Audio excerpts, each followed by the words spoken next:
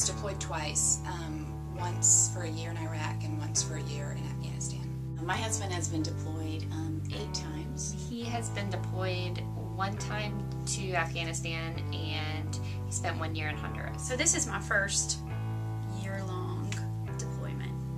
My husband has deployed once since we've been together. We've only been married 10 months, but our whole dating relationship was while he was deployed, and then we got engaged as soon as he got home.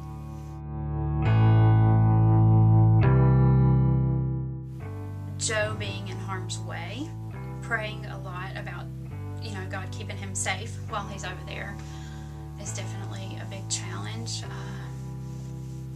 Also, just not having him at home when I get home at the end of the day is very challenging, just because that's my favorite time of year. Is definitely having to be grounded for your kids.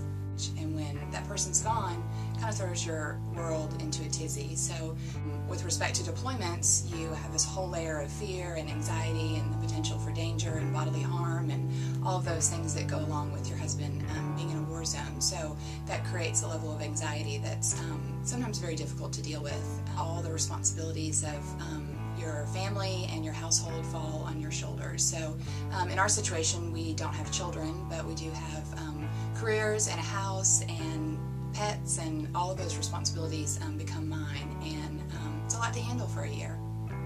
So the biggest challenge in that is just kind of trying to fight any bitterness that could creep up towards the Army, and especially towards my husband, because he totally doesn't deserve that. I absolutely love him, and I wouldn't want to change anything, but it was just a big adjustment to get used to that.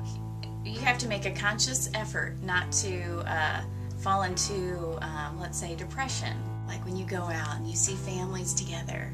The biggest challenge that I've faced is maintaining communication, open lines of communication. It's difficult when you're fighting with staticky phone lines and emails and instant messengers and computers that go down. And being able to find encouragement through Scripture is very beneficial. Being able to talk to other people of the same faith, being able to share with people at Grace and people in my community group about my fears and my struggles, not only with my faith but with the deployment.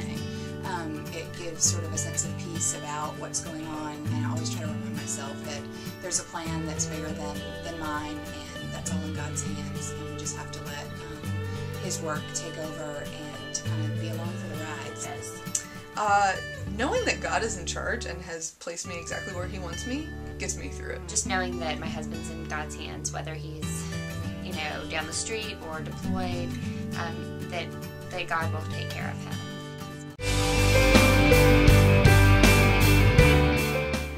I am super excited just to have an avenue to meet other military wives, and especially in a faith-based community.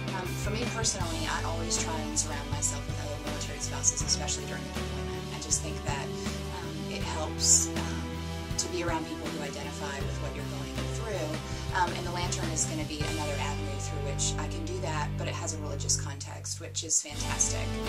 Just meeting other women who have gone through the same hardships and who have just lived the military life, and I think just receiving and providing support.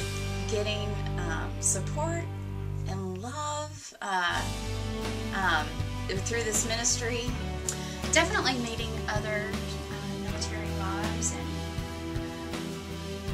hearing their experience, and definitely learning more about what to expect with deployment.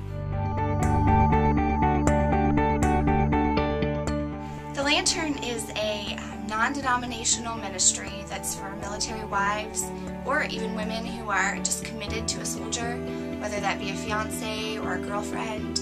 And it's really for women from all different faith backgrounds, all denominations, and maybe even women who have never explored their faith.